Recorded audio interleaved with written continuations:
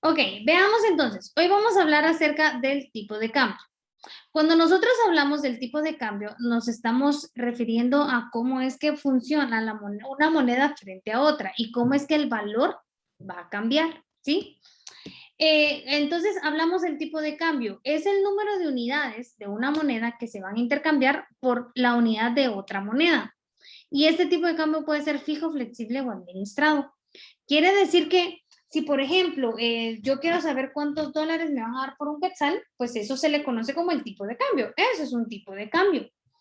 Existen diferentes formas de que pueda ser el tipo de cambio, sea flexible, fijo o administrado. Les voy a hablar solo del administrado y nos vamos a ir casi que de lleno al curso porque vamos atrasados. Cuando nosotros vamos a hablar del tipo de cambio administrado, tenemos el flotación libre que se va a circular de acuerdo al movimiento de oferta y demanda de las monedas. La flotación administrada o fija es que nunca va a cambiar el valor.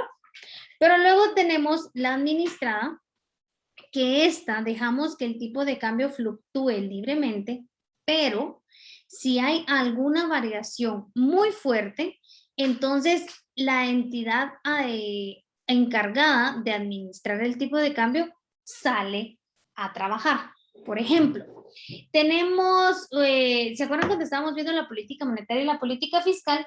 Que nos decía que este determinaba cuánto dinero había en circulación y si hay mucho dinero en circulación, o sacaban más dinero o quitábamos dinero en circulación para que entonces la economía se estuviera lo más estable posible. Exactamente igual es así aquí. En este caso, lo que estamos buscando es de que todas las entidades monetarias que están encargadas del manejo de tipo de cambio queden bien, es decir, funcionen bien, ¿sí? ¿Para qué? Para que entonces la economía sea lo más equilibrada posible. Entonces dice, el principal objetivo de la intervención es crear condiciones estables, eliminar efectos perjudiciales potenciales de una excesiva volatilidad. Si, por ejemplo, tenemos un tipo de cambio demasiado fluctuante, como es ahorita el valor del Bitcoin, no hay una estabilidad económica. Y como no hay estabilidad económica, así como alguien puede perder mucho, puede ganar mucho, pero no hay como que cierta certeza.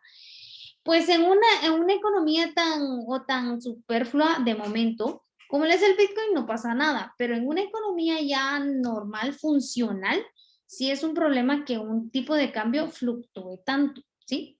Así que por eso es de que se busca crear condiciones estables, ¿sí?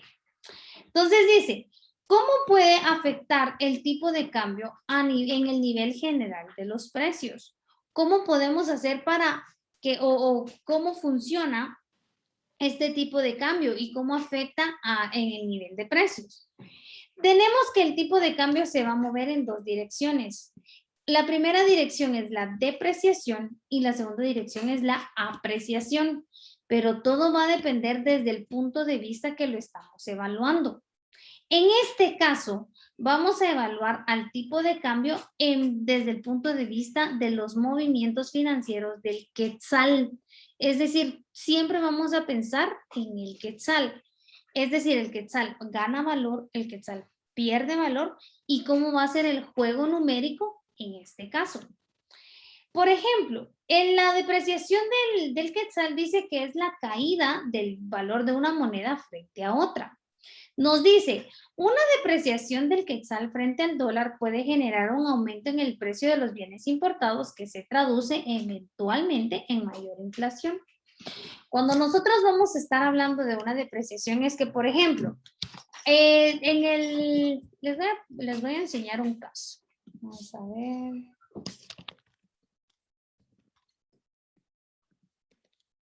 Que estuvimos evaluando cabalmente esto en el curso pasado.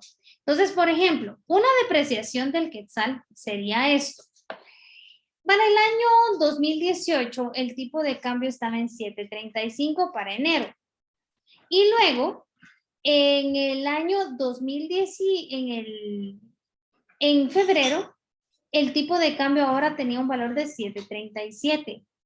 Eso quería decir, o eso quiere decir que el tipo de cambio se depreció. ¿Por qué? Porque entonces el quetzal está variando mucho su información, es decir, ahora es más caro comprar un dólar. Es decir, el quetzal está perdiendo valor porque cada vez tenemos que desajustar más dólares más quetzales por un dólar. Eso es una depreciación de la moneda. Por ejemplo, acá tenemos entonces que de ahí nos fuimos a 7.40, 7.41, 7.45, 7.49, 7.52, 7.68, 7.73, 7.71, 7.74. Es decir que el último dato es el promedio del año, entonces no lo vamos a tomar en consideración. Pero entonces quiere decir que para el año 2018, todo el año, sí pues, todo el año tuvo una tendencia de depreciación. ¿Por qué? Porque cada vez el quetzal perdía valor. Es decir, cada vez tenía menos poder de compra. O sea, cada vez teníamos que desajustar más quetzales por un dólar. Eso es una depreciación, ¿sí? ¿Vamos bien ahí con eso? ¿Se entiende?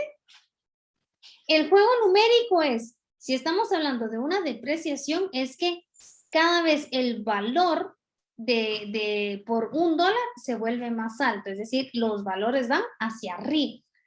¿Me estoy dando a entender con esto? Sí, ¿Sí? Solo permítanme.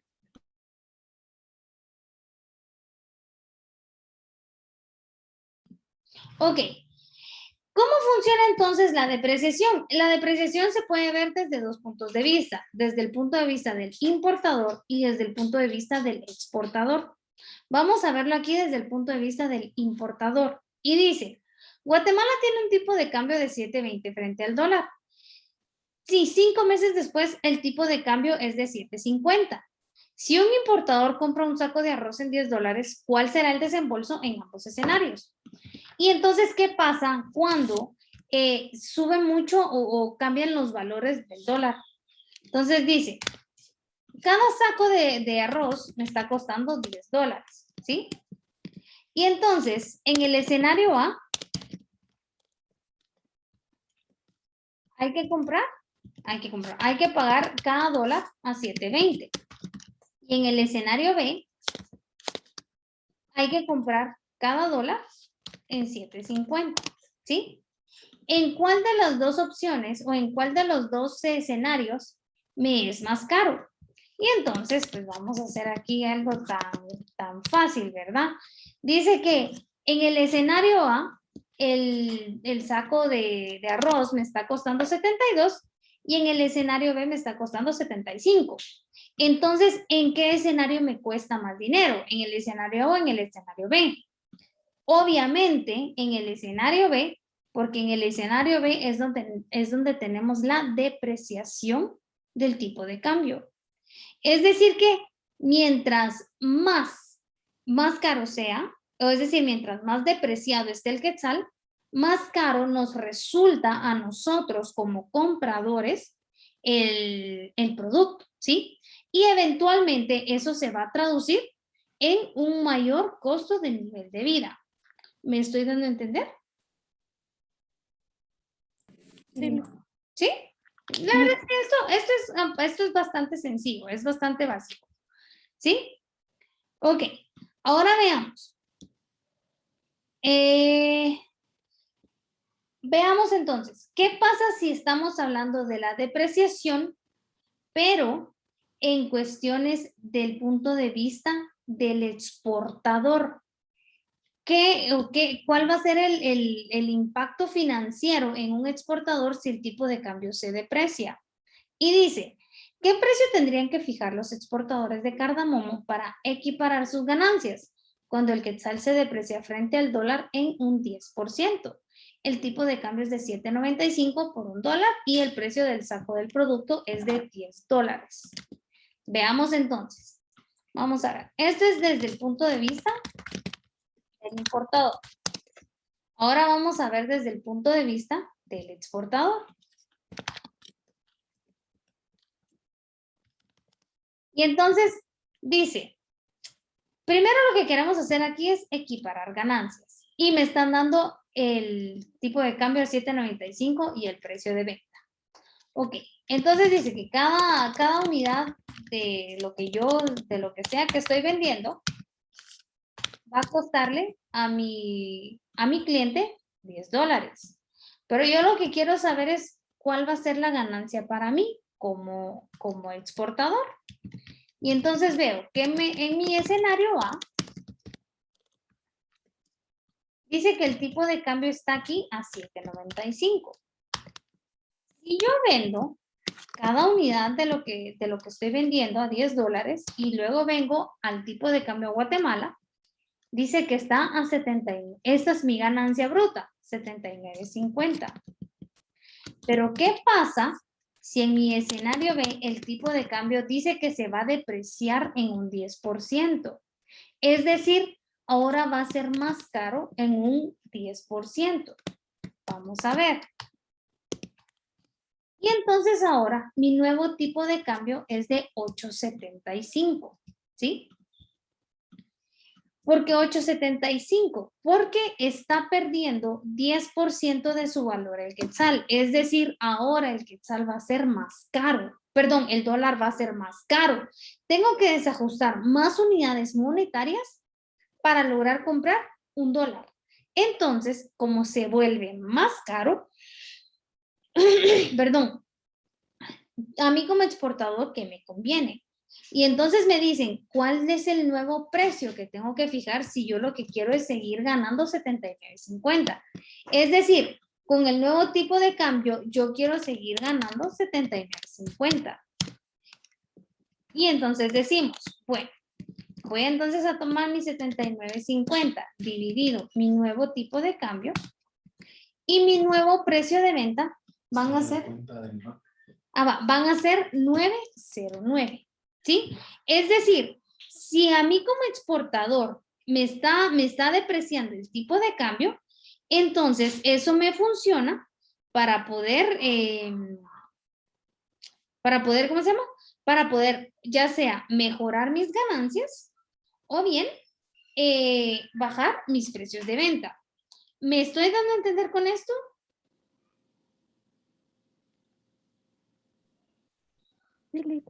¿Sí? Sí. ¿Sí? Ok.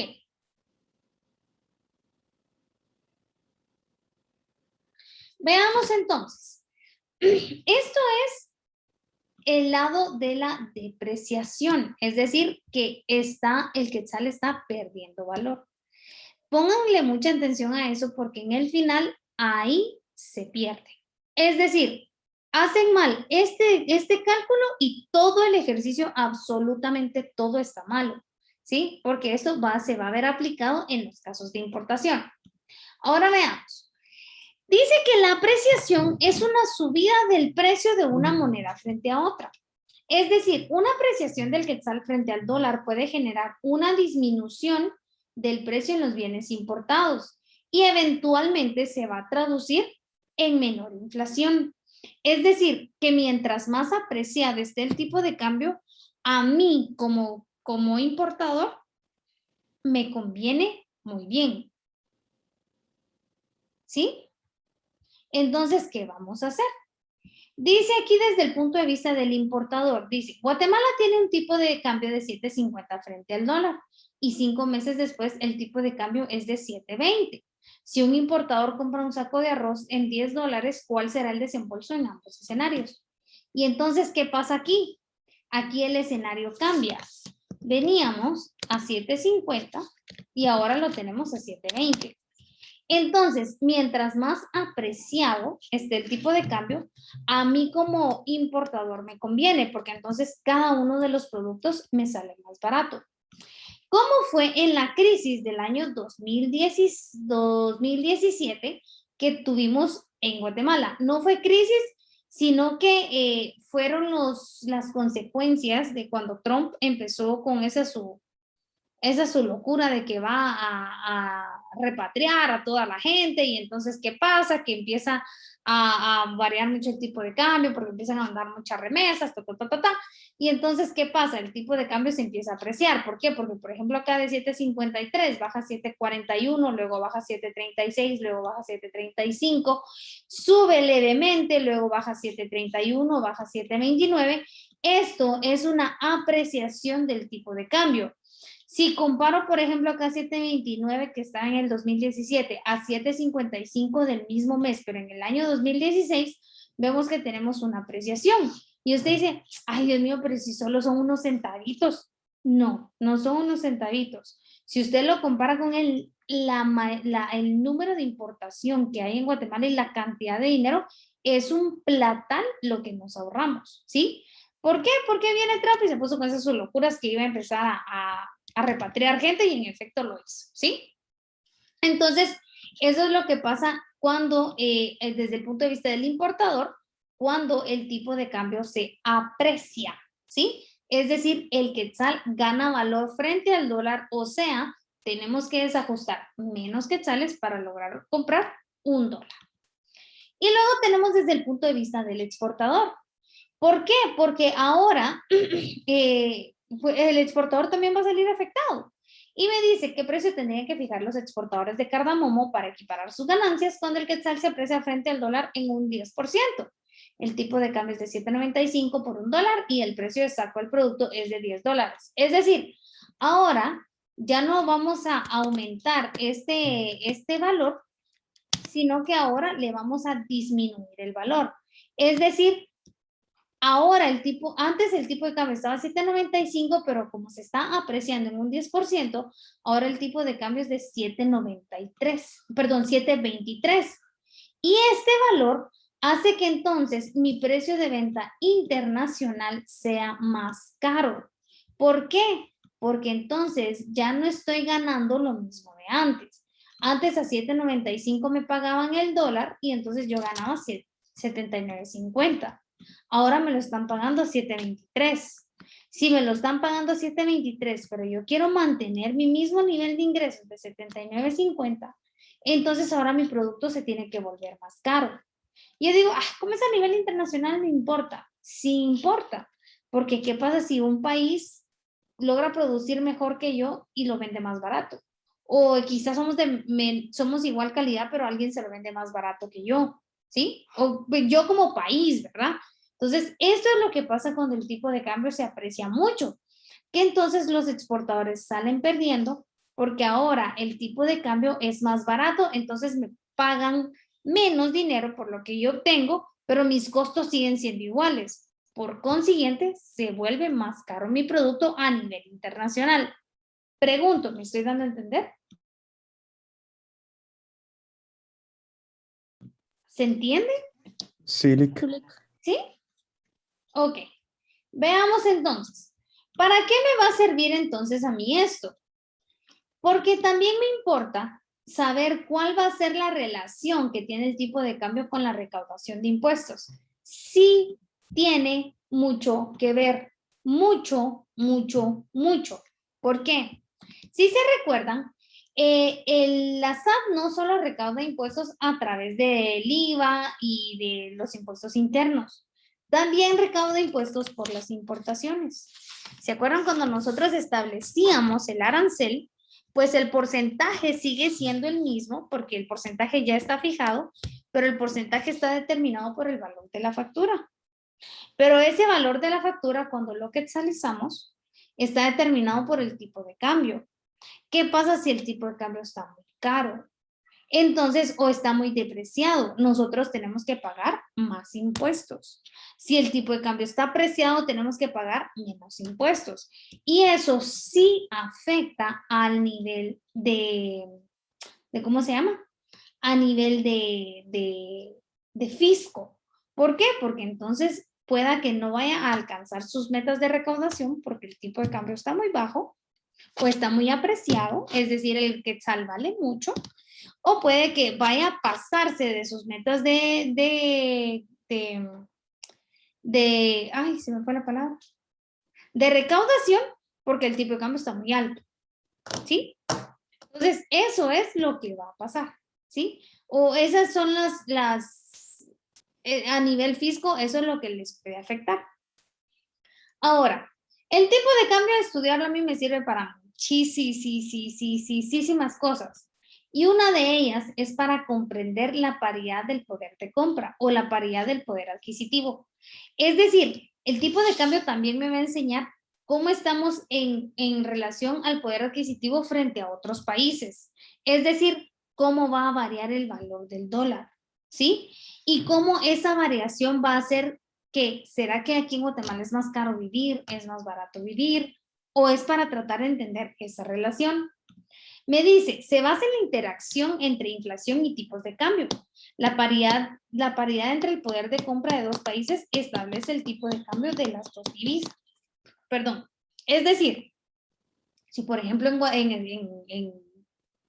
en Estados Unidos me está costando 1,500 la renta de una casa, y si lo vamos a transferir aquí al tipo de cambio de Guatemala, supongamos que está a 7.74, quiere decir que a mí la renta me está costando 11,000 quetzales. Y decimos, ¿será que 11,000 quetzales pagamos nosotros aquí de renta? No, porque si ni siquiera ganamos 11,000 quetzales, pues, o sea, no, ni siquiera ganamos eso, estamos ganando 5,000, 6,000 quetzales, ni siquiera nos va a alcanzar, pues. Entonces decimos, obviamente me sale más caro vivir en Estados Unidos. Pero ¿cuál es la relación también de los ingresos allá? Y eso es lo que trata de entender la paridad del poder de compra. Más que todo se basa en comprender, por ejemplo, si a mí vivir me cuesta el 30% de mis ingresos, en Estados Unidos también debiera costarme el 30% de los ingresos. Y entonces ahí hay poder de paridad de compra, ¿sí? Es decir, que esta teoría lo que busca es declarar que una unidad de moneda, de cualquier moneda determinada, debería ser capaz de comprar la misma cantidad de bienes en todos los países. Es decir, que si yo aquí ganando lo que gano me cuesta el 30% la renta de lo que gano, si yo lo dolarizo todo y me voy a Estados Unidos, me debería de costar también el 30% vivir allá, ¿sí? Entonces, eso es lo que trata de entender, es del poder de la paridad de compra. Obviamente, no es así, ¿sí? Entonces, para esto se utiliza la ley del precio único y dice, esta ley asevera que un bien se debe vender al mismo precio en todas las ubicaciones. De lo contrario, habría oportunidades de utilidades que se dejan sin explotar. La ley del precio único es, por ejemplo, si aquí en Guatemala un menú de pizza me cuesta 60 pesos, trasladándolo a dinero de otro país me debería costar exactamente lo mismo, ¿sí? Esa es la ley del precio único, ¿sí? Para eso entonces vamos a utilizar el índice del Big Mac. El índice del Big Mac lo que busca es comprender a través de una hamburguesa, sí, a través de un Big Mac, cómo es que se vende o cuál es el precio de los productos a nivel mundial. Entonces, índice, vamos a buscar aquí un videoíndice que les quiero enseñar del índice del Big Mac para que lo entiendan mejor. Solo me perdonan ahí los anuncios. El hormigueo en tus manos puede estar relacionado a falta de vitaminas B. Olvida esta molestia con Neurobion. Hay muchas formas de llegar al trabajo, pero InDriver es la más cómoda. ¿Y si te dijera que la hamburguesa más famosa de una de las cadenas más populares del mundo es capaz de indicarnos no solamente el poder adquisitivo de un país, sino además si su moneda está subvalorada o sobrevalorada? ¿Te lo creerías? No es ninguna broma y aunque suene rocambolesco, esto es completamente real. Pero para no empezar la casa por el tejado, vamos a contar en qué se basa exactamente. El índice Big Mac se sustenta bajo el principio de la paridad del poder adquisitivo. Si el mundo fuera más equilibrado y todas las monedas tuvieran el mismo valor, un dólar podría comprar la misma cantidad de un bien en un país que en otro. Por ejemplo, imaginémonos que queremos comprar una naranja y que una pieza en los Estados Unidos nos costara $1. Ahora imaginemos que esa misma naranja nos costara en Tailandia 20 baht. Podríamos llegar a pensar que $1 es equivalente a 20 baht.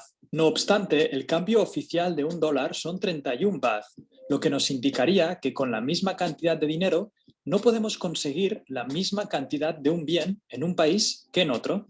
A estas alturas te estarás dando cuenta de que el precio de la naranja puede depender de su peso o calidad y que no se puede comparar así como así entre dos países tan dispares como Estados Unidos y Tailandia.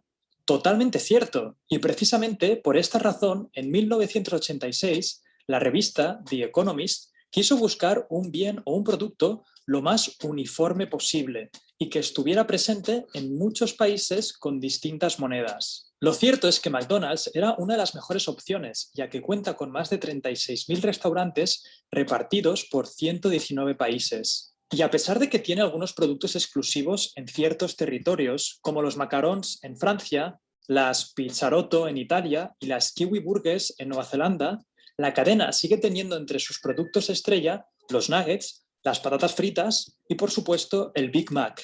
Sin duda, una franquicia como McDonald's era la opción perfecta, ya que contaba con unos procesos estrictamente estandarizados en todos sus establecimientos, manteniendo un coste del producto bastante parecido entre los países. Entonces, teóricamente, si un Big Mac cuesta $5,28 promedio en los Estados Unidos, ¿tendría que valer lo mismo equivalentemente en las distintas monedas de cada país? Obviamente no, ya que si por ejemplo en Kenia se vendiera el Big Mac al equivalente de la moneda de ese país, que serían unos 530 KES, nadie podría permitirse ese lujo, ya que esa cantidad dobla el sueldo diario de un trabajador promedio en este país. Los precios de los productos de McDonald's se adaptan según el salario promedio de cada territorio, el precio del alquiler y el nivel de vida de sus habitantes. Entonces, el principal dato que se puede extraer de este índice es si la moneda del país en cuestión está devaluada o sobrevaluada con respecto al dólar. El país del mundo donde más caro es el Big Mac es en Suiza, con un precio de 6,5 francos, lo equivalente a $6,75, que si lo comparamos con su precio en Estados Unidos, $5,28, nos indica que el franco está sobrevaluado con respecto al dólar. Hace unos meses el índice indicaba que Venezuela era el país del mundo donde se podía encontrar el Big Mac más barato de todos, con un precio equivalente a $0,66, que claramente es una prueba de que la moneda en este país estaba increíblemente devaluada, lo que se explica por sus recientes problemas políticos y económicos. Desgraciadamente, ahora mismo no podemos comprobar si esto continúa siendo así, ya que The Economist excluyó a Venezuela de la última actualización realizada en enero de 2018. Según los datos más recientes del índice, el país con la moneda más devaluada de todos los que aparecen es Ucrania, con un precio equivalente a $1,64. Así, los países con moneda más devaluada con respecto al dólar, según el índice Big Mac, son Ucrania, Egipto, Malasia, Rusia y Taiwán. Asimismo, los 5 países con las monedas más sobrevaluadas, según el mismo índice, son Suiza, Noruega, Suecia, Estados Unidos y Canadá. Pero seguramente a estas alturas ya te habrás dado cuenta de que este índice no es del todo exacto, ya que los precios en los distintos países no solamente responden al poder adquisitivo del mismo o a los sueldos medios o incluso al valor de su moneda, sino que también se debe adaptar a otros factores, como el precio del sueldo donde se establece el restaurante o el pago a sus trabajadores. Por esta razón, y aunque en algunos países comprar un Big Mac nos pueda parecer increíblemente barato, no todos pueden permitirse ese lujo. Por ejemplo, en Hong Kong, teniendo en cuenta el sueldo medio de sus habitantes, el trabajador tendrá que trabajar de media unos 8,7 minutos para comprar un Big Mac, que cuesta el equivalente a $2,62, mientras que en Kenia una persona de media deberá trabajar 173 minutos para adquirir una de estas hamburguesas, lo que nos indica que aunque los precios se intenten adaptar a cada lugar, el desequilibrio económico entre los distintos países sigue siendo muy importante. Aunque el índice Big Mac no deje de ser algo inexacto, ya que no tiene en cuenta múltiples factores que podrían alterar el precio de la hamburguesa, no deja de ser algo bastante interesante e ingenioso que nos permite hacernos una idea de las situaciones económicas en ciertos países y evaluar el estado de sus monedas, además de ser una forma divertida de aprender acerca de economía. Hasta aquí el vídeo del índice de Big Mac. Realmente es... Entonces, el índice del Big Mac lo que nos va a ayudar es a entender cómo es que están los tipos de cambio en otros países y para ver también, conocer cómo está entonces nuestro tipo de cambio. ¿Cómo vamos a utilizar este índice? Y nos dice, con el valor de una Big Mac en la moneda de un determinado país, o el bien X, y el valor de esa misma hamburguesa en dólares americanos. Se obtiene la tasa de cambio y entonces esa es la paridad del poder adquisitivo. Es decir, que tenemos el Big Mac dividido el valor del Big Mac en Estados Unidos. Acá ya hicimos el ejercicio en el caso de Guate. Por ejemplo, si vamos a comprar el Big Mac en el restaurante está en 38.50 y si lo pedimos a través de la app está en 40. Entonces, vamos a suponer que lo compramos nosotros, ¿sí? Entonces dice, el índice del precio del Big Mac en Guate es de 38.50 y en Estados Unidos es de aquí 5.70 porque hoy vimos que era de 5.70. Calcula la tasa del cambio de paridad de poder de compra. Y entonces decimos que 38.50 dividido 5.70 me da 6.75. Quiere decir que el tipo de cambio debiera ser este, 6.75. En Guatemala, para como que sea, o ese debería ser para no tener como que tan devaluado el quetzal frente al dólar, ¿sí? Si entonces ponemos tipo de cambio Guatemala, a ver a cómo amaneció hoy, el tipo de cambio, y vemos que el tipo de cambio está en 7.74. Este tipo de cambio es el tipo de cambio de referencia, ¿vieron? No de los bancos, es el de referencia. Entonces me dice, bueno, el tipo de cambio está en 7.74 y según el índice, me dice que ahorita el tipo de cambio tendría que estar a 6.75. O sea que el tipo de cambio está sobrevalorado, ¿sí? Es decir, este debería de ser el tipo de cambio y el tipo de cambio está en 7.74. O sea, está más caro el dólar de lo que debería estar, ¿sí? Solo para eso me sirve el índice, para conocer qué tan sobrevalorado o subvalorado está la moneda, ¿sí? No sé si me doy a entender. Silic. ¿Sí vamos bien? Sí, de mi ¿Alguna duda? parte sí. Sí, todo ¿Sí? bien. Ok. Sí, ya los quiero ver yo en el examen. No había entendido. Ok, entonces ahí estamos y para eso terminamos entonces el área del índice del Big Mac. Veamos ahora el tipo de cambio cruzado. ¿Por qué es necesario conocer todo esto? Porque necesitamos saber cómo es que se están manejando y cuáles son las razones o relaciones que existen entre las monedas. Cuando nosotros vamos a hablar del tipo de cambio, es que vamos a tratar de comprender cuál es el precio de una moneda en términos de otra, pero calculados a través de una tercera. Es decir, ¿cuánto me cuesta esto en otra moneda siempre y cuando tenga una tercera moneda de por medio? ¿Por qué? Porque a veces no contamos como con el tipo de cambio, cómo funcionaría. Por ejemplo, nosotros, a nosotros en la empresa nos cotizan mucho en Ramibis porque utilizamos mucho China, importamos mucho producto de China. Y entonces, lo que a veces, pues no nos van a dar el tipo de cambio China-Guatemala, sino que, y en Google pues está fácil buscarlo, pero a veces sí nos toca hacer el tipo de cambio cruzado. ¿Cómo así?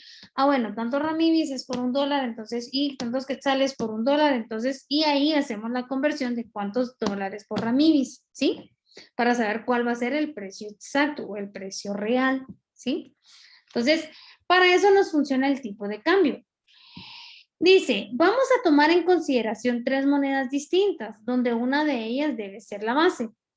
La moneda base es aquella moneda que no se va a mover, no va a cambiar, se va a quedar exacta, ¿sí? Se va a quedar igual, siempre. Es decir, siempre va a tener el mismo valor. Si no tiene el mismo valor, entonces se busca la manera de que tenga el mismo valor. Vamos a hacer un ejercicio bien facilito. Y nos dice, calcular el tipo de cambio cruzado entre el quetzal y el euro a partir de los siguientes tipos de cambio. 7.7194 quetzales por $1, 86.95 por $1, y me están pidiendo calcular cuántos quetzales obtengo por €1 y cuántos euros obtengo por un quetzal. Vamos a hacer entonces el ejercicio práctico. Y me dice, acá ya sabemos que tenemos la moneda base. ¿Por qué? Porque si se dan cuenta acá el dólar tiene el valor de 1. Entonces, este es mi valor base. Tengo entonces, vamos a analizar esto. Tengo entonces que por un dólar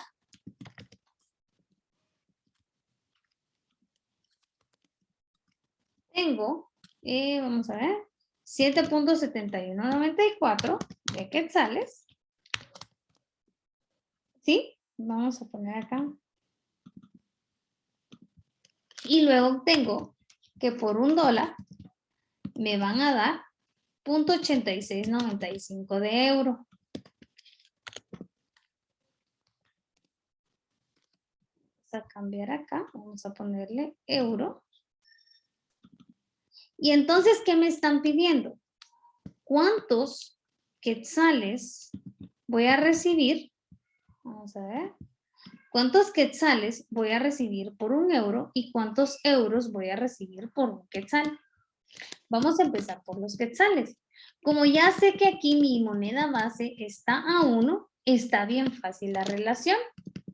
Voy a tomar mi valor del quetzal dividido el valor del euro y me dice que entonces por un euro voy a recibir 8.87 quetzales, ¿sí? Esto es por un euro, ¿sí? Y si quiero un quetzal, ¿cuántos euros voy a recibir por un quetzal? Entonces vamos a hacer la división inversa. ¿Por qué lo hacemos así? Porque ya tenemos el valor ya tenemos nuestro, ¿cómo se llama? Nuestra moneda base. Esa es la ventaja.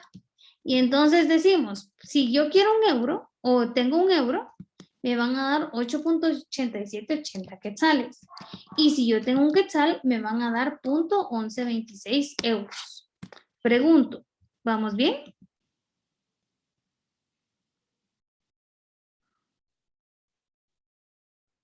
Sí, de mi parte sí, licenciado. La verdad que esto está facilito. ¿Sí? Ok. Y entonces con esta parte terminamos el área de el tipo de cambio. ¿Se recuerdan que cuando hablábamos de las, ¿cómo se llama? De esto decíamos que tenía, cuando hablábamos de comercio internacional o de economía internacional, decíamos que se subdividía en dos. En comercio internacional y finanzas internacionales. Y entonces el comercio internacional fue todo lo que ya vimos hasta el área de la importación y ahora estamos en el área de finanzas internacionales. Estamos conociendo el tipo de cambio, cómo este ¿cómo se llama? Se comporta y demás. Pero también hay otra forma de estudiar a las finanzas internacionales. Y eso lo vamos a hacer a través de la balanza de pagos. La balanza de pagos es como el balance general de una empresa. Si ustedes se acuerdan cuando llevaron conta 1 donde la caja, bancos, esto, lo otro, aquí, allá, que el saldo, que la partida, que entra, que sale, debe haber, ¿sí? Entonces ustedes vieron inventario diario mayor y entonces al final tenemos balance, ¿sí? Y entonces el balance resulta que era activos es igual a pasivos más capital y ahí teníamos cuadrado el balance. Ese es el balance de la empresa. Los países también llevan el balance, pero a ese balance se le conoce como balanza de pagos. Esa balanza de pagos es la que ayuda a controlar o a resumir todas las transacciones económicas y financieras que un país registra con el resto del mundo. Pero aquí nos estamos refiriendo a dinero, ¿sí? Dice, registra los ingresos de divisas del país, así como los egresos ante un determinado año. Es decir, la balanza de pagos va a registrar todos los movimientos de dinero que hubo en el país por relación a comercio internacional, ¿sí? ¿Por qué? Porque, por ejemplo, si usted se fue al supermercado a comprar, pero el dinero se movió localmente, a balanza de pagos no le compete, no le importa qué está haciendo.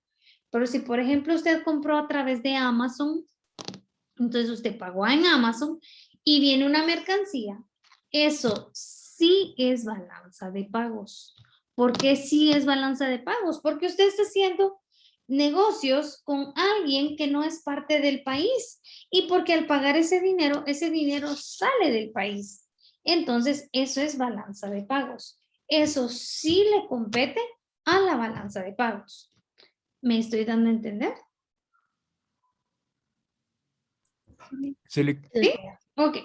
Entonces, veamos. Dice, las monedas aceptadas a nivel internacional para la balanza de pagos son dólares, euros y yuanes.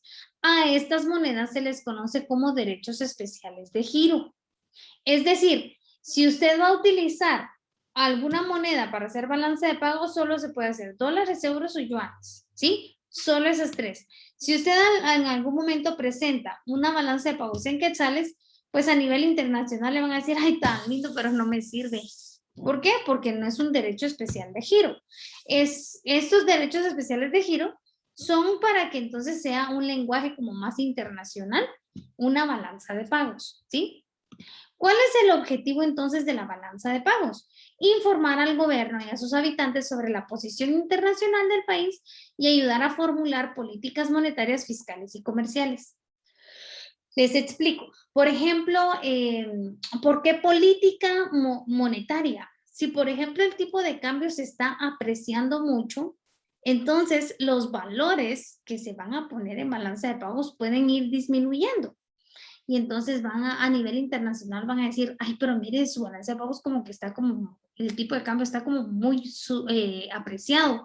Sería conveniente que lo deprecien un poquito para subir la posición internacional, ¿sí? Y entonces, ¿qué procede? Pues el Banco de Guatemala tiene que buscar la manera de depreciar el tipo de cambio para que este pueda funcionar bien y entonces se puedan como que llenar ciertos requisitos a nivel internacional. O sea, no solo depende de los gobiernos ciertas decisiones. Eso de que es un país, los países son soberanos, es mentira. O sea, siempre hay alguien arriba de ellos dando recomendaciones casi que obligatorias para que funcionen, ¿sí? Ok, entonces la balanza de pagos comprende tres cuentas, la cuenta corriente, cuenta de capital y financiera, y la variación de activos de reservas, o bien conocido como errores y omisiones. Entonces la cuenta corriente dice, registra los cobros y pagos procedentes del comercio. Ahora veamos, del comercio de bienes y servicios y la renta en formas de beneficios, intereses, dividendos obtenidos del capital invertido en otro país. O sea, todo el dinero que fue de importaciones y exportaciones, donaciones que tenga y demás, remesas, va dentro de cuenta corriente, ¿sí? Es decir, que los bienes comprende todas las exportaciones e importaciones de mercancías, servicios. Si ustedes se recuerdan cuando nosotros íbamos a establecer el valor CIS, teníamos el servicio de transporte y el servicio del seguro. Eso es importación de servicios. Por consiguiente, eso pasa a ser parte de cuenta corriente, pero en la subcuenta de servicios. Así como balanza de pagos o su balance general de la empresa tiene sus cuentas exactamente iguales acá. Cada cuenta tiene su subcuenta para que todo sea lo más ordenado posible. Entonces tenemos el área de bienes, pues que son, si usted va a importar madera, elefantes disecados, ancas de rana, lo que usted importe es parte de bienes, ¿sí? Porque son cosas tangibles. Los servicios, pues ya sabe usted que es intangible, pero sí forman parte de la balanza de pagos. Si, por ejemplo, el muerto se le murió aquí y usted lo quiere mandar a que lo entierren en Suiza, mándelo, pero va a tener que pagar ciertos servicios, que eso va a ser balanza de pagos tanto de Guatemala como del país de Suiza, ¿sí? Y luego tenemos transferencias corrientes. Van a incluir las transferencias en efectivo entre los gobiernos de diferentes países destinadas a financiar gastos corrientes del gobierno receptor, donaciones de alimentos. Si tenemos remesas, también remesas. Es decir, todo el dinero que vayamos a recibir por concepto de que no lo vamos a invertir. Si su tía de allá de Estados Unidos, ay, mija, mira, ahí te mandé $100 para tu mes. Eso es una remesa y entonces también es parte de balanza de pagos. Si, por ejemplo, su mamá, su papá, su tío, su abuelo, su amante, algo reciben una remesa, es parte de balanza de pagos, ¿sí? ¿Por qué? Porque ese dinero está cambiando de un país a otro, está moviéndose de un país a otro, y entonces eso es balanza de pagos. Pregunto, ¿vamos bien? Sí, todo bien. Ok. Luego tenemos la cuenta de capital y financiera. Esta cuenta me dice que las transferencias de capital engloban todas aquellas transferencias que tienen como la finalidad de la financiación de un bien de inversión. Usted le comenta a su tía, la voz, tía, fíjate que me quedé sin chance. Ay, mi hija, ¿y por qué no te abres tu tiendita? Pues algo te ha de dar. Y entonces va y te va a mandar dinero y abrí tu tiendita, va. Y entonces va usted y saca el dinero. Siempre le van a preguntar, mire, ¿y usted para qué lo va a utilizar? Bueno, entonces lo voy a utilizar para tal cosa. Su tiendita. Entonces usted llena su IBE y ¡pum! Váyase a poner su tiendita, pues. Pero luego, cuando usted va a pedir un préstamo o cuando va a abrir una cuenta, siempre le van a preguntar de dónde nacen esos ingresos, de dónde usted está recibiéndolos. Y usted dice, es que mi tía me lo mandó. Bueno, entonces, ¿y para qué lo va a usar? Para abrir mi tiendita. Bueno, entonces eso es una inversión, ¿sí? Ese dinero ya no es parte de una remesa, sino que es parte de una inversión, ¿sí? ¿Por qué? Porque usted lo va a usar para invertirlo aquí. Si usted lo va a usar para gastárselo, entonces sí es parte de cuenta corriente. Si usted lo va a usar para invertirlo, entonces sí es parte de la inversión. Entonces dice que la cuenta de cuenta de capital y financiera tiene transferencias de capital. Se produce cuando existe un traspaso de la propiedad de un activo fijo o cuando se perdona una deuda por parte de un acreedor. Por ejemplo, a Guatemala creo que le han perdonado ciertas deudas y eso de perdón de deudas a nivel internacional existe. Entonces va y te va a perdonar la deuda, pues, ¿saben cómo es eso? Como cuando usted le prestó dinero a su primo, su tío, su abuelo, su sobrino, a alguien y al final usted sabe que no le va a pagar, no le va a pagar.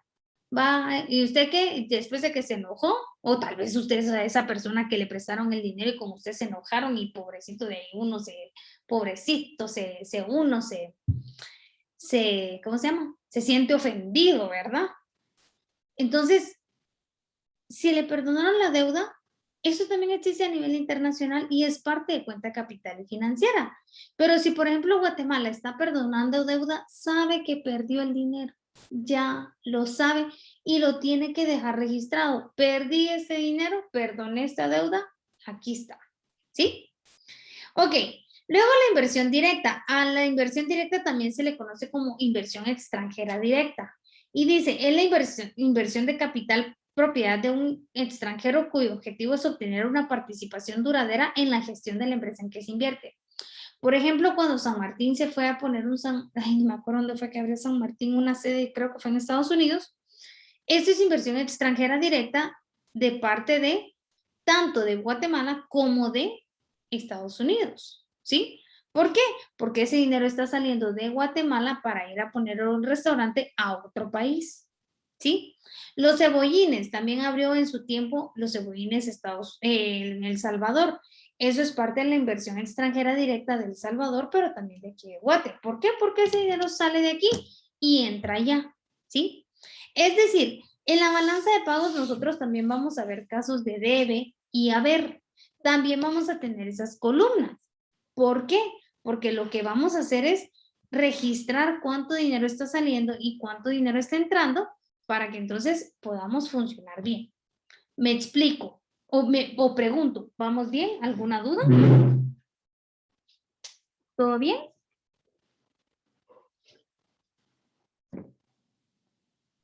Todo bien. ¿Sí? Ok. Todo bien. Ok, en el examen quiero ver yo. Y luego tenemos la inversión de cartera. Dice, es la compra o venta entre residentes y no residentes de activos financieros, ¿sí? Ok, para activos financieros. Es decir, viene usted un día y dice, yo mejor me voy a poner a invertir en la bolsa de valores y me voy a poner a comprar Bitcoin. Eso es parte de la inversión de cartera, ¿sí? no tanto todavía en Guatemala, porque Bitcoin todavía no es una moneda aceptada en Guatemala, pero usted lo hizo a través de un tercero, eso es inversión de cartera. Es decir, si usted se va a poner a dar o a invertir activos financieros en otro país. O si, por ejemplo, usted se va a la bolsa de Guatemala y dice, fíjese que yo quiero invertir en, ¿qué? En In-N-Out, un restaurante de Estados Unidos. Y entonces la moneda, la bolsa de valores de acá de Guatemala le va a ayudar para que entonces usted pueda invertir a nivel internacional. Eso también es balanza de pagos. ¿Por qué? Porque ese dinero se está yendo de Guatemala para otro país, ¿sí?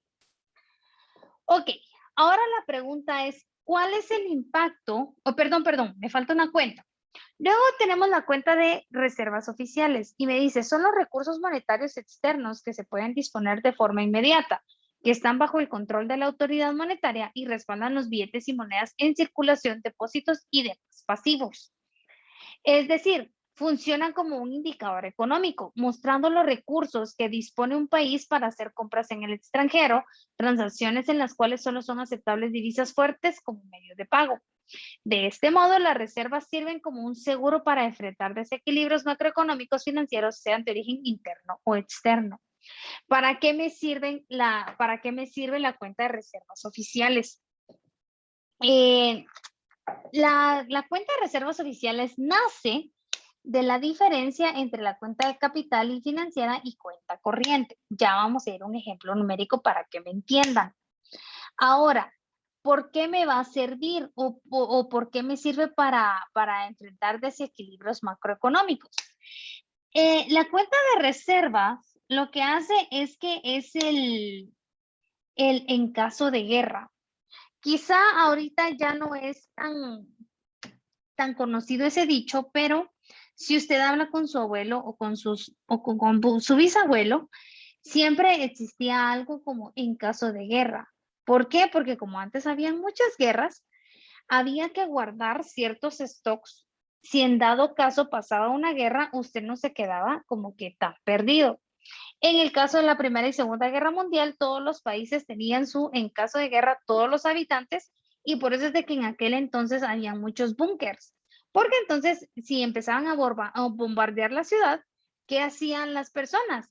Lo que hacían es de que se metían al búnker, y en el búnker tenían de todo, comida, vestido, ¿Por qué? Porque en caso de guerra les tocaba quedarse encerrados, sí tenían como que una previsión para que funcionara. En caso de guerra es la cuenta de reservas oficiales. En caso de guerra. O sea, ni siquiera una pandemia tuvo la fuerza para que este dinero saliera a circular. Así de protegido está ese dinero. No es de que, nada más voy a agarrar y ya, ¿sí?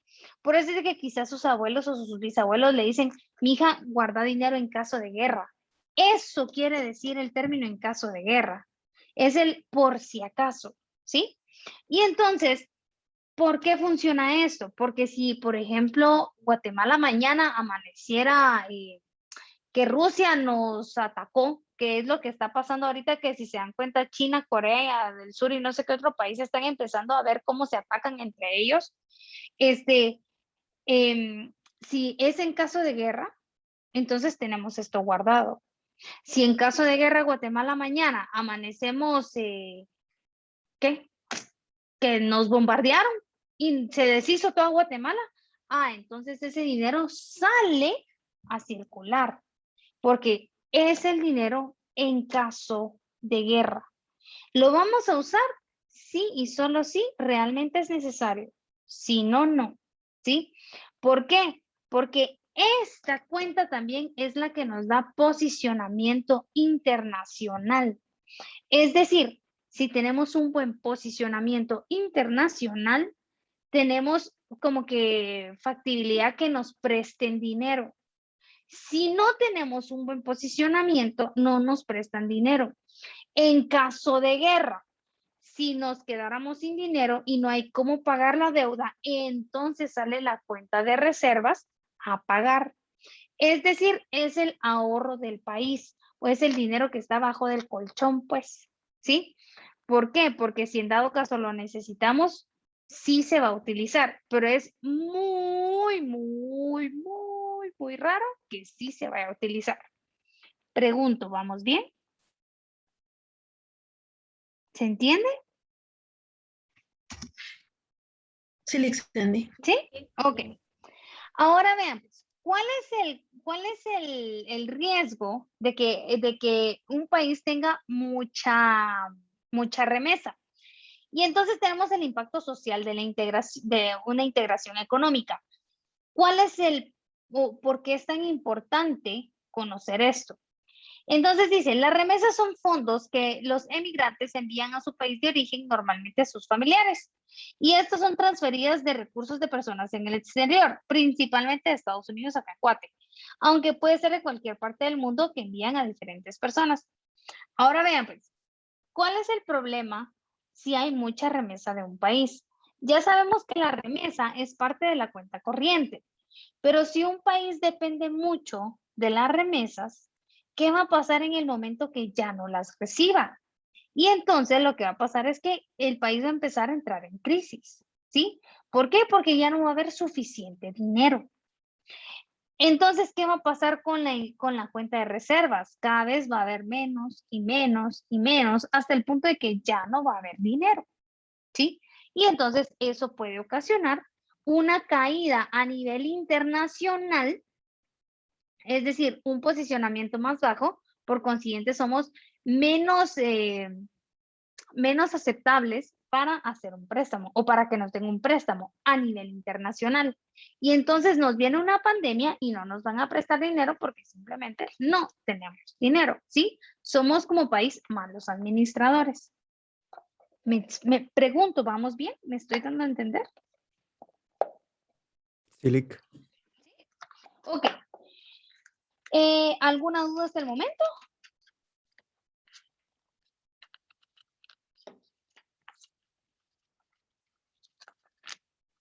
Las dudas creo que van a estar en el examen, pero ese día no estoy yo. Ok, si no hay dudas hasta el momento, vamos a pasar entonces a un caso práctico. Y vamos a ver entonces la balanza de pagos. La verdad es que en este curso no vamos a ver algo tan difícil porque tendríamos que llevar un curso que se llama balanza de pagos. No somos economistas. Aquí a nosotros solo nos interesa cómo es que funciona esto. Entonces tenemos, por ejemplo, acá la cuenta corriente, ¿sí? Y siempre vamos a tener un debe y un haber, siempre. Y funciona exactamente igual que en la conta. El debe es lo que entra, el haber es lo que sale y luego tengo el saldo. Y el saldo va a ser siempre debe menos haber, ¿sí? Y entonces eso me va a dar el saldo. Todos los valores que vamos a utilizar aquí van a ser en dólares. Ahora vean, pues, tenemos la cuenta corriente. Esta es la cuenta principal.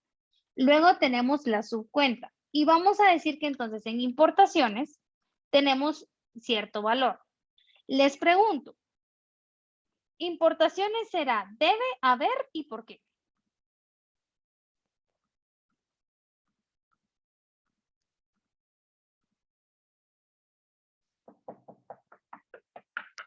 Buenas. Si vamos a hacer unas importaciones, ¿es debe o haber? Debe ¿Por qué? porque está ingresando al país ¿Qué está ingresando al país? la mercadería, la importación que se está haciendo como tal. ¿Y qué mide la balanza de pagos? Sería, a ver, porque está ingresando la mercadería, pero estamos pagando para que esa mercadería venga. Entonces está saliendo el dinero del país. Exacto, ahí está el asunto. Acuérdense que la balanza de pagos lo que está registrando es la salida y entrada de dinero. Es decir, aquí no me importa si está entrando, a mí me importa que lo que entra o salga sea dinero. Si vienen mercancías, si vienen lo que venga, no le compete a la balanza de pagos. La balanza de pagos solo le interesa conocer si está saliendo el dinero o entrando el dinero. Entonces, en este caso, es haber. Y vamos a suponer que están entrando $10,000 en concepto de ¿cómo se llama?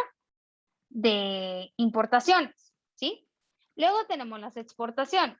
Vamos a suponer acá que esto ya es exportaciones de bienes y servicios, ¿sí?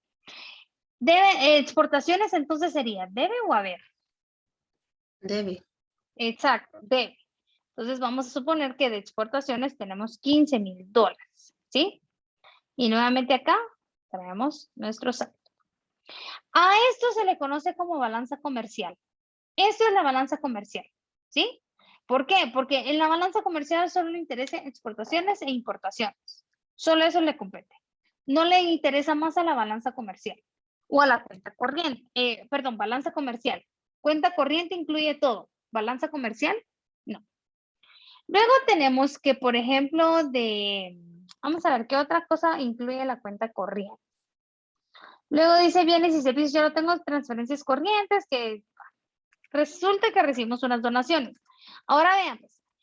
Las donaciones, si yo estoy recibiendo donaciones en medicinas, en medicinas o estoy recibiendo donaciones en ropa o en servicios, no me compete como balanza de pagos. ¿Por qué? Porque no es dinero, son mercancías.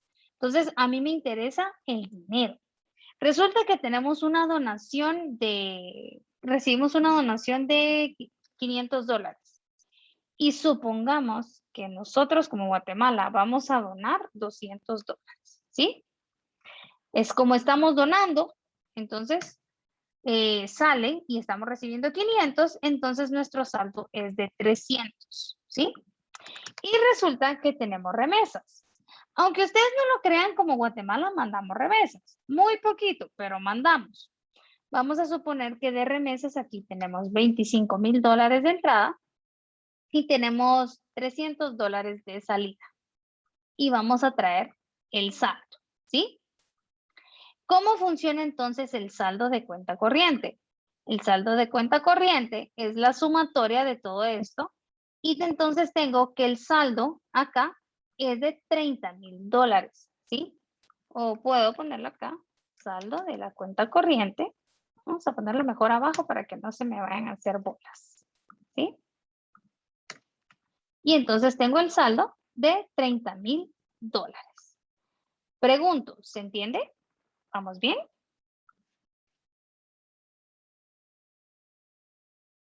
Sí, sí se entiende. ¿Sí? Ok. Vamos entonces ahora a la cuenta de capital y financiera.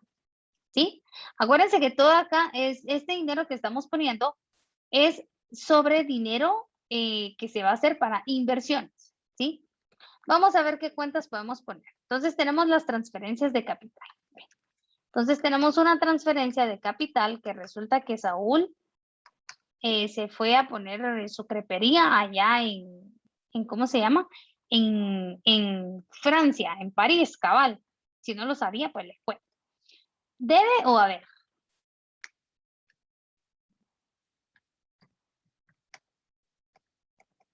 Si Francia fue a abrir allá su crepería, ¿eso va a ser debe o haber? A ver. A ver, A ver, porque el dinero está saliendo del país. Entonces, vamos a suponer que le costó unos $45,000, ¿sí? Ok, y el saldo, seguimos manejando la misma estructura del saldo. Pero resulta que también para acá se vino otra franquicia de Panda, y entonces abrió otro Panda, que es allá en Utatlán, tan rico Panda, vamos ya. Y resulta que esa franquicia le costó $50,000, ¿sí?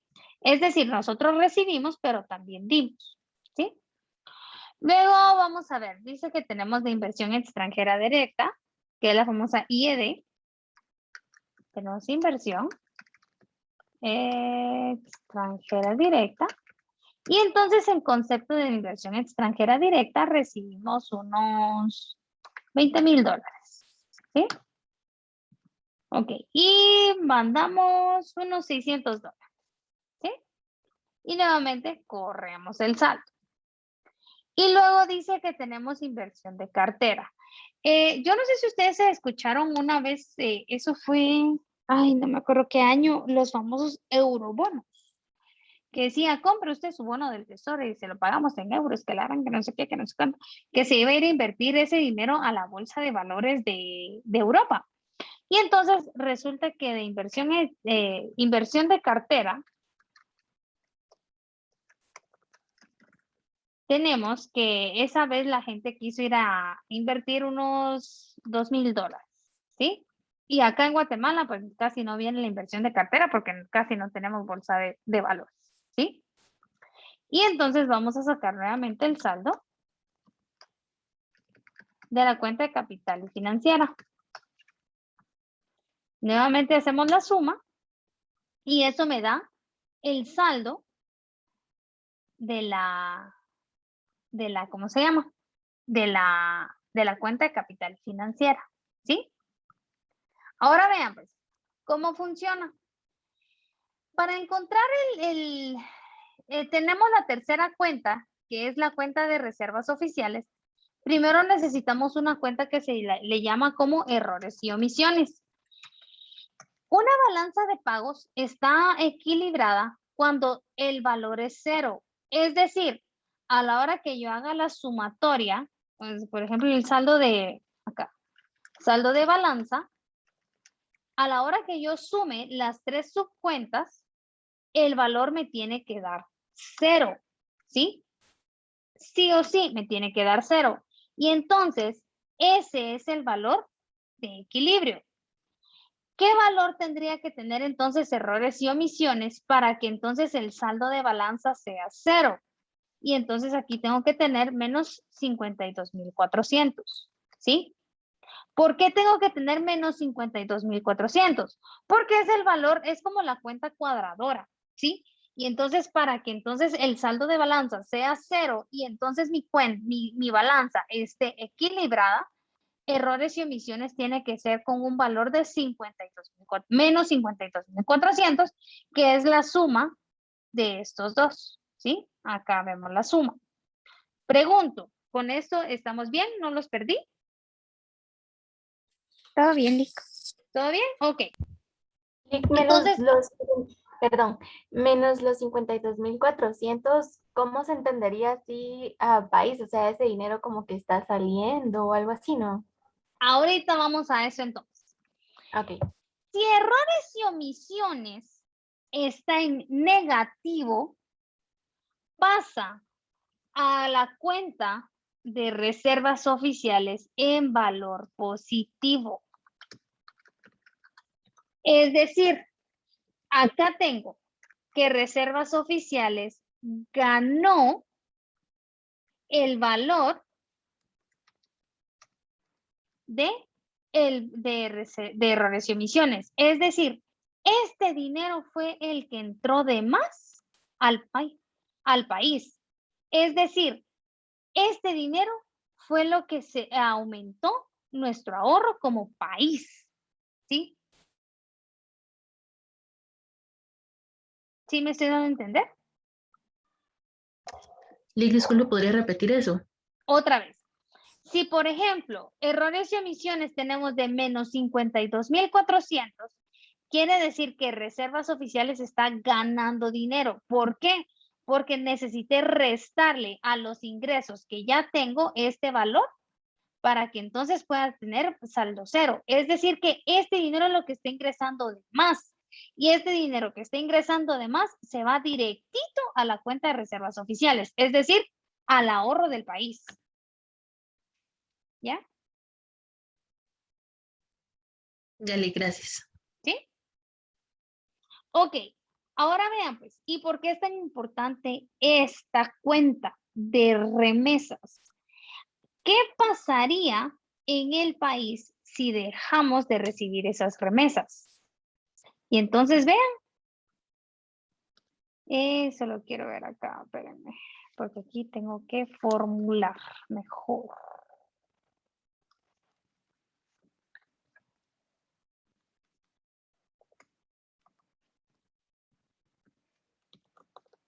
Ok, ahí estamos. Entonces, miren, pues, si se nos caen las remesas, si se dan cuenta, las reservas caen casi que a la mitad, ¿sí?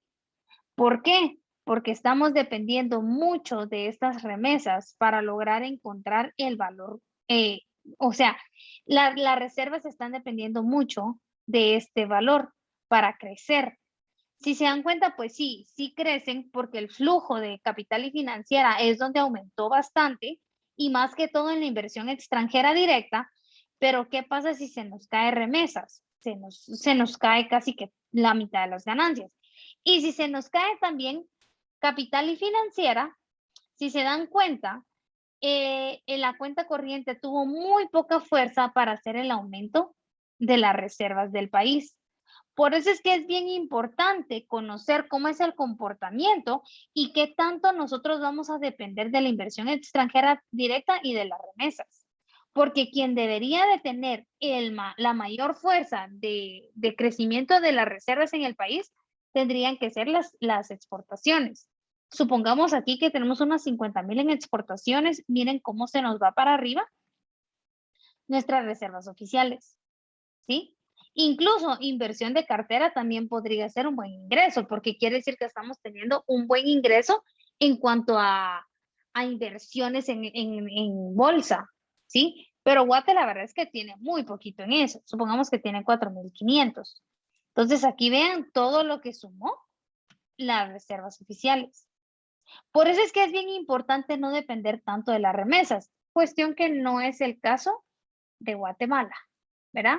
Guatemala dependemos demasiado de las reservas de las remesas para poder tener un buen nivel de ingresos. ¿Sí? ¿Me estoy dando a entender?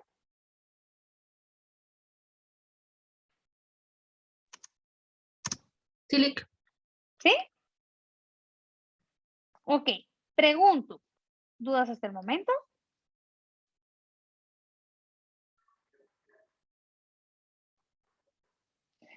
Medio escucho aquí a Juan, de apellido Juan, medio escucho a Leslie y los demás.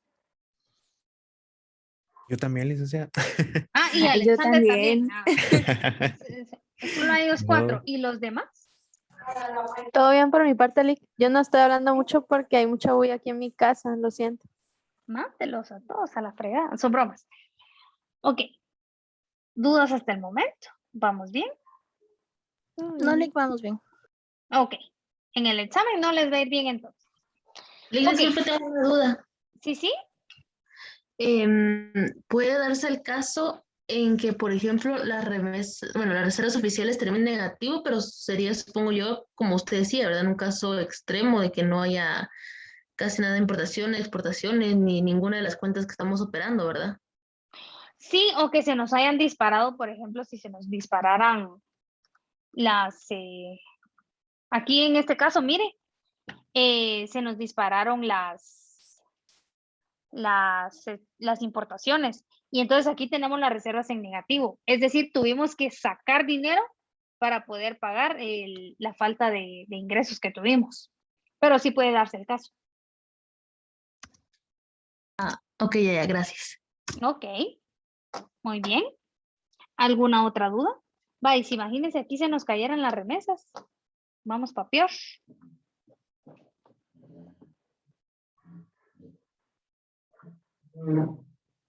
Ok, ¿alguna otra duda? El saldo de balanza, Lick, disculpe, tiene que quedar cero siempre. Siempre. Por eso les decía, la forma en como usted cuadraba su balance general era activo es igual a pasivo más capital. En el caso aquí de economía, el saldo de balanza tiene que quedar en cero, porque eso determina el valor de errores y omisiones y el valor de las reservas oficiales.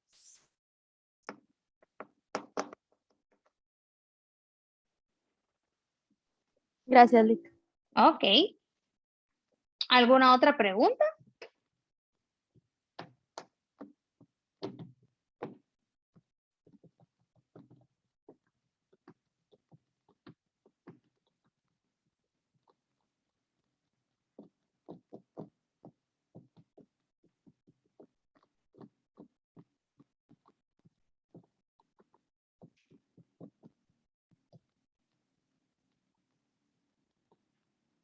Bueno, si no hay más dudas, entonces hasta ahí llegaría la clase del día de hoy. Como aquí ya tenemos los grupos hechos, en un ratito les voy a asignar ya la investigación que van a llevar a cabo para el 3 de... aquí con ustedes, ¿cuándo es el final? Déjenme, quiero ver. El 6. No, el 13. El 13. El 13 es para acá con ustedes. Pero 6, 7, 8. Vamos a dejar el trabajo de investigación para ustedes para el... Es que para el 10 de noviembre, tal vez me lo piden antes y ya valí. Voy a dejarles el trabajo final para el 3 de noviembre. ¿Sí? Una semana antes. Para el 3 de noviembre, para entonces cerrar zona. ¿Sí? El trabajo final va a ser en grupo, van a investigar acerca de las burbujas inmobiliarias, las burbujas económicas. Yo les voy a dejar qué burbuja tienen que investigar cada uno y también los lineamientos de cómo lo tienen que hacer. Prohibido hacer copy-paste de una vez les digo. Bueno, eso sí les voy a explicar mucho. Déjenme, voy a abrir por ejemplo acá. Tenemos que ustedes tienen, me voy a ir a un grupo vamos a ver, sí, ustedes sí formaron el grupo. Por ejemplo, acá, vámonos al grupo 2. Dice que en el grupo 2 está Jocelyn, Estela, Delmi, Carolina, Tiffany, Lamour y Melissa Celeste. Ok, entonces viene, yo les digo, les asigné a ellas 2 burbujas económicas. Y viene Jocelyn y ella tan linda, ¿verdad? Todos hicieron bien su parte y todo, y Jocelyn viene y boom, hace copy-paste. Ok, la tolerancia del copy-paste para el ejercicio son 2 copy-paste, 2 de todo el trabajo que van a hacer. Si ustedes hacen la cita correcta y están citando, entonces pues sí se vale, pero no se vale que el 80% del trabajo sea citas. Si el 80% del trabajo es citas, entonces no me sirve y también tiene ponderación 0. El trabajo tiene que ser 20% citas, 80% autoría propia o bien explicación propia, ¿sí? Entonces viene, todas las demás hicieron bien su parte, y viene Jocelyn y hace toda su parte copy-paste. En la plataforma yo asigno el Safe Assign, que ese me determina y me permite conocer qué tanto de copy-paste hay del trabajo y hasta me tiran las páginas de dónde sacaron el copy-paste.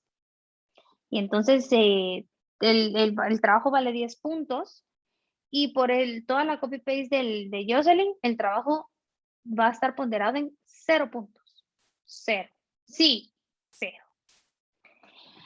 A menos que Jocelyn tenga la decencia de venir y escribirme un correo, licenciada, sí, yo hice copy-paste, le ruego 1000 disculpas, por favor, y que ella, o sea, acepte que sí hizo copy-paste.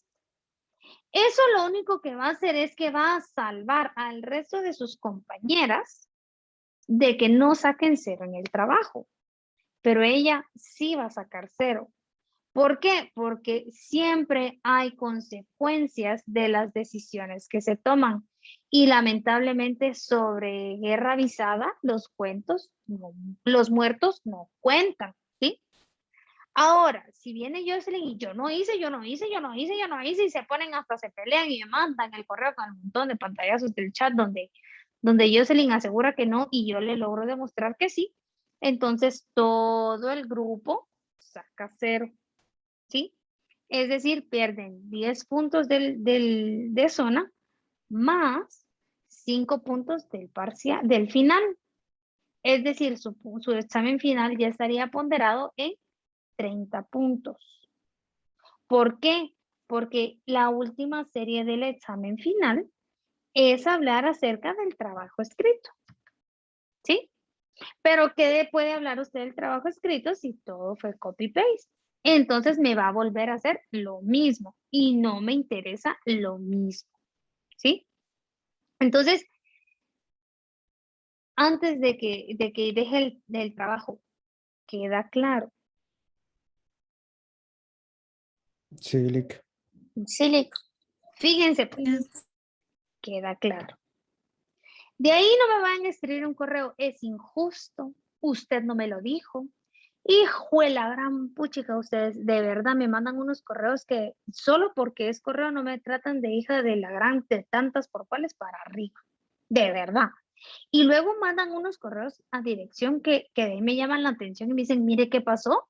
Y entonces yo les digo, mire, en guerra avisada, los muertos no cuentan, yo se los dije, yo esto y esto, perdóname, no cambio mi nota, punto.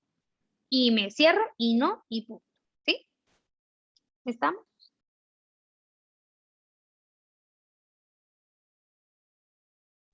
¿Sí está clara esta sí, que directriz? está bien.